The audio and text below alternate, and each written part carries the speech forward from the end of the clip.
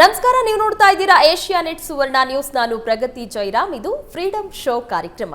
ವೀಕ್ಷಕರೇ, ಇವತ್ತಿನ freedom show ಕಾರ್ಯಕ್ರಮದಲ್ಲಿ ಸಾಕಷ್ಟು ಅತಿಥಿಗಳಿದ್ದಾರೆ. ಆ ಅತಿಥಿಗಳು ಮಾಡಿರುವಂತಹ ಸಾಧನೆ ಎಂಥದ್ದು, ಅವರ ಸಾಧನೆಗೆ ಏನೆಲ್ಲ ಸ್ಫೂರ್ತಿ ಆಗಿತ್ತು, ಅದಕ್ಕೆ ಸಂಬಂಧಪಟ್ಟಂತೆ ಸಾಕಷ್ಟು ಮಾಹಿತಿಯನ್ನ ಅವರಿಂದನೇ ಕೇಳಿ ಪಡೆದುಕೊಳ್ಳೋಣ. ಮೊದಲಿಗೆ ನಾನು ಯಶಸ್ವಿ ಆಪಲ್ ಕೃಷಿಕರಾದಂತಹ ಜ್ಯೋತಿ ಪ್ರಕಾಶ್ ಅವರನ್ನ ಕಾರ್ಯಕ್ರಮಕ್ಕೆ ವೆಲ್ಕಮ್ ಮಾಡ್ಕೊಳ್ತಾ ಇದ್ದೀನಿ. ಸರ್ ನಮಸ್ಕಾರ. ನಮಸ್ತೆ. ವಾವ್, ಜ್ಯೋತಿ ಪ್ರಕಾಶ್ ಅವರೇ, ನೋಡ್ತಾ ಇದ್ವಿ ನಿಮ್ಮ ವಿಟಿಯನ್ನ. ತುಂಬಾ ಅದ್ಭುತವಾಗಿದೆ. ಒಂದು ರೀತಿಯಾಗಿ ಯಾವ ರೀತಿಯಾಗಿ ನೀವು ಸಹ ಶ್ರಮ ಪಟ್ಟು ಈ ಒಂದು ಕೃಷಿಯನ್ನ ಆಯ್ಕೆ ಮಾಡ್ಕೊಂಡ್ರಿ ಅನ್ನೋದಕ್ಕೆ ಸಂಬಂಧಪಟ್ಟಂತೆ ಸ್ವಲ್ಪ ಸುಳಿವು ನಮಗೂ ಸಹ ಸಿಕ್ತು.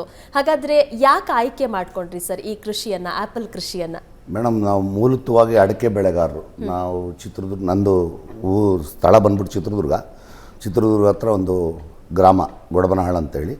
ನಮ್ಮಲ್ಲಿ ಮೂಲತವಾಗಿ ನಾವೆಲ್ಲ ಅಡಿಕೆ ಬೆಳೆಗಾರರು. ಏನಾಗಿದೆ ಅಂದರೆ, ಇತ್ತೀಚಿನ ದಿನಗಳಲ್ಲಿ ಅಡಿಕೆ ರೇಟು ತುಂಬ ಜಾಸ್ತಿ ಆಗಿದ್ದರಿಂದ ಬಹಳಷ್ಟು ಜನ ಅಡಿಕೆನ ಪ್ಲಾಂಟೇಷನ್ ಮಾಡ್ತಾಯಿದ್ದಾರೆ, ಅಂದರೆ ಹಾಕ್ತಾಯಿದ್ದಾರೆ. ಹಾಗಾಗಿ ಮುಂದಕ್ಕೆ ಅಡಿಕೆ ಭವಿಷ್ಯ ಏನಾಗಬಹುದು, ನಮಗೆ ಮತ್ತೆ ಅಡಿಕೆ ರೇಟೆಲ್ಲ ತುಂಬ ಕಡಿಮೆ ಆದರೆ ನಮಗೆ ಜೀವನ ನಿರ್ವಹಣೆ ತುಂಬ ಕಷ್ಟ ಆಗ್ಬೋದು ಅನ್ನೋ ಒಂದು ದೃಷ್ಟಿ ಇಟ್ಕೊಂಡು ನಾನು ಮುಂಚೆಯಿಂದನೂ ಹಲವಾರು ಬೆಳೆಗಳನ್ನ ಮಾಡ್ತಾನೆ ಬಂದಿದ್ದೀನಿ. ಹಾಗಾಗಿ ಇದೊಂದು ಆ್ಯಪಲ್ನ ಕೃಷಿ ಮಾಡಬೇಕು ಅಂತೇಳಿ ನಾನು ಸ್ವಲ್ಪ ನೋಡಿದಾಗ ಸರಿಸುಮಾರು 1600 ಜಾತಿ ಆ್ಯಪಲ್ಗಳು ಇಂಡಿಯಾದಲ್ಲಿದ್ದಾವೆ ಮೇಡಮ್. ಅದರಲ್ಲಿ 3 ಜಾತಿ ಮಾತ್ರ ನಮ್ಮ ಹಾಟ್ ಕ್ಲೈಮೆಟಿಕ್ ಕಂಡೀಷನ್ಸಲ್ಲಿ ಬೆಳೆಯುತ್ತೆ. ಆ ಥರ ಆ್ಯಪಲ್ಗಳನ್ನ ನಾನು ಆರಿಸ್ಕೊಂಬಿಟ್ಟು ನಾನು ಕೃಷಿ ಸ್ಟಾರ್ಟ್ ಮಾಡಿದೆ.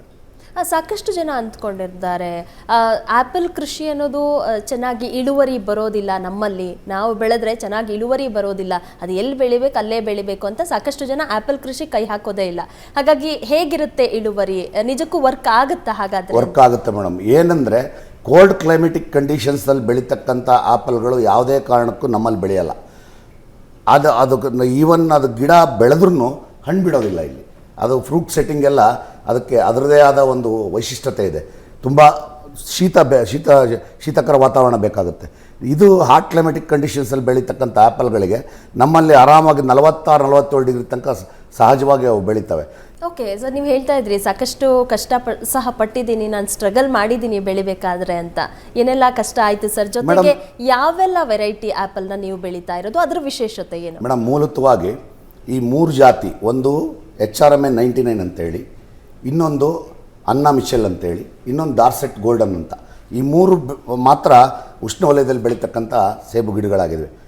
ಇದರಲ್ಲಿ ನಾವು ಫಸ್ಟ್ ನಾನು ಸ್ಟಾರ್ಟ್ ಮಾಡಿದಾಗ ಈ ಆಪಲ್ ಬಗ್ಗೆ ಆರ್ಟಿಕಲ್ಚರ್ ಡಿಪಾರ್ಟ್ಮೆಂಟ್ಗೆ ಯಾವುದೇ ಮಾಹಿತಿ ಇರಲಿಲ್ಲ. ನಾವು ಹೋಗಿ ಯಾರನ್ನು ಕೇಳಬೇಕು ಅನ್ನೋದು ನಮ್ಗೆ ಗೊತ್ತಿರಲಿಲ್ಲ.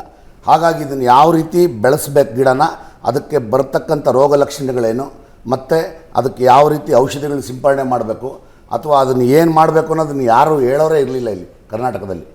ಹಾಗಾಗಿ ಆ ನಿಟ್ಟಿನಲ್ಲಿ ನಾನು ಸಾಕಷ್ಟು ಚಾಲೆಂಜ್ಗಳನ್ನ ಅನುಭವಿಸ್ಬಿಟ್ಟು ಕೊನೆಗೆ ಅದೆಲ್ಲ ತಿಳ್ಕೊತ ಮೇಡಮ್ ಈಗ 2 ಬೆಳೆ ತೆಗೆದಿದ್ದೀನಿ. ಮೊದಲನೇ ಬೆಳೆ ಭಾಳ ಬರಲ್ಲ, ಯಾರು ಎಕ್ಸ್ಪೆಕ್ಟ್ ಮಾಡಬಾರ್ದು ರೈತರು. ಯಾಕಂದರೆ ಅರ್ಧ ಗಿಡಗಳು ಬಿಡ್ತವೆ ಅಥವಾ ಪೂರ್ತಿ ಗಿಡಗಳು ಬಿಡ್ಬೋದು, ಬಿಟ್ಟರೂ ಭಾಳ ಕಡಿಮೆ ಪ್ರಮಾಣದಲ್ಲಿ ಹಣ್ಣು ಬರುತ್ತೆ. 2ನೇ ವರ್ಷದಿಂದ ಒಂದು 8-10 kg ಸ್ಟಾರ್ಟ್ ಆಗ್ತದೆ. ಪ್ರತಿ ವರ್ಷವೂ ಜಾಸ್ತಿ ಆಗ್ತಾ ಹೋಗ್ತದೆ. ಗಿಡ ಬೆಳೆದು ಸಾಕಷ್ಟು ರೆಂಬೆ ಕೊಂಬೆಗಳು ಅಗಲ ಆಗಬೇಕು, ನಂತರ ಒಳ್ಳೆ ಇಳುವರಿ ಸ್ಟಾರ್ಟ್ ಆಗುತ್ತೆ. ಜ್ಯೋತಿ ಪ್ರಕಾಶ್ ಅವರೇ, ಈಗ ಕಾರ್ಯಕ್ರಮ ನೋಡ್ತಾ ಇರ್ತಾರೆ ಸಾಕಷ್ಟು ಜನ, ಹೌದಲ್ವಾ, ನಮ್ಮ ಹತ್ರನೂ ಜಾಗ ಇದೆ, ನಾವು ಸಹ ಸೇಬನ್ನು ಬೆಳೆಯೋಣ, ಆಪಲ್ ಬೆಳೆಯೋಣ ಅಂತ ಅಂದ್ಕೊಳ್ತಾ ಇರ್ತಾರೆ. ಅಂಥವ್ರು ಹಾಗಾದರೆ ಎಷ್ಟರಿಂದ ಸ್ಟಾರ್ಟ್ ಮಾಡಿದರೆ ಒಳ್ಳೆಯದು? ಒಂದೇ ಸಲ ಜಾಸ್ತಿ ಬೆಳೆಯೋದಕ್ಕಿಂತ ಎಷ್ಟು ಸ್ಟಾರ್ಟ್ ಮಾಡಿದರೆ ಒಳ್ಳೆಯದು? ಜಾಸ್ತಿ ಬೇಡ ಮೇಡಮ್. ಈಗ ರೈತರಿಗೆ ಸ್ವಲ್ಪ ಹಣನ ಹೂಡಿಕೆ ಮಾಡಲೇಬೇಕಾಗಿ ಬರ್ತದೆ. ಯಾಕಂದರೆ ಗಿಡಗಳು ಸ್ವಲ್ಪ ದುಬಾರಿ, ಒಂದು. 2ನೇದಾಗಿ ಏನಾಗ್ತದೆ ಅಂದರೆ, ಹೊಸದಾಗಿ ಡ್ರಿಪ್ ಮಾಡಬೇಕಾಗ್ತದೆ. ಇನಿಷಿಯಲ್ ಇನ್ವೆಸ್ಟ್ಮೆಂಟ್ ಅಂದರೆ ಮೂಲವಾದ ಬಂಡವಾಳ ಒಂದು 1.5 ಲಕ್ಷ 1 ಎಕರೆ ಮೂಲ ಬಂಡವಾಳ ಬೇಕಾಗ್ತದೆ. ಹಾಗಾಗಿ ಅತಿ ಕಡಿಮೆ ಆದಾಯ ಇರತಕ್ಕಂಥ ಮೂಲತವಾಗಿ ಕೃಷಿ ಕುಟುಂಬದಿಂದ ಬಂದವರು ಬಹಳಷ್ಟು ಆದಾಯನ ಯಾವುದೇ ಮೂಲದಿಂದ ಕ್ರೋಢೀಕರಿಸೋಕ್ಕೆ ಕಷ್ಟ ಆಗ್ತಿರುತ್ತೆ. ಅಂಥವ್ರು ಏನು ಮಾಡಬೇಕಂದ್ರೆ 1 ಎಕರೆಯಿಂದ ಸ್ಟಾರ್ಟ್ ಮಾಡಬೇಕು. ಸಪೋಸ್ ಅವ್ರಿಗಾಗಲಿಲ್ಲ, ನಮ್ಮಲ್ಲಿ ಬರುತ್ತೋ ಇಲ್ವೋ ಅಂತೇಳಿ ಅನುಮಾನ ಇದ್ದರೆ ಅರ್ಧ ಎಕರೆಯಿಂದ ಸ್ಟಾರ್ಟ್ ಮಾಡಲಿ, ತೊಂದರೆ ಇಲ್ಲ.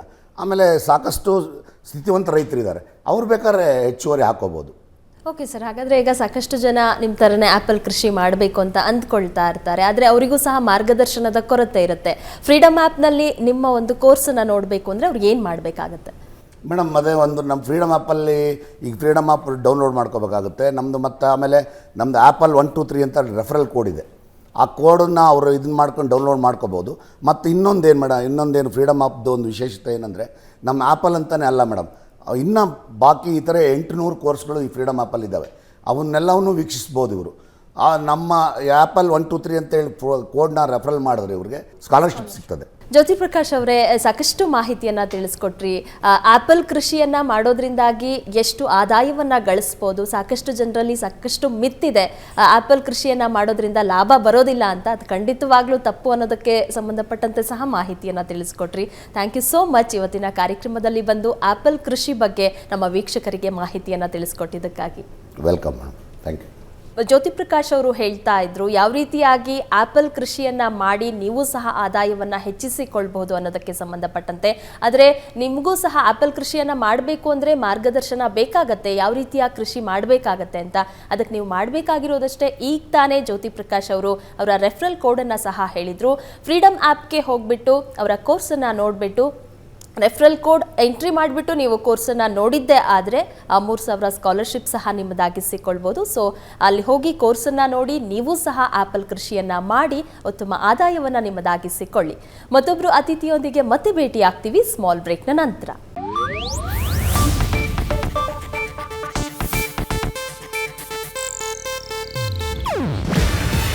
ಇದು ಏಷ್ಯಾನೆಟ್ ನ್ಯೂಸ್ ನೆಟ್ವರ್ಕ್ ಪ್ರಸ್ತುತಿ. ನೀವು ನೋಡ್ತಿದ್ದೀರಾ ಏಷ್ಯಾನೆಟ್ ಸುವರ್ಣ ನ್ಯೂಸ್.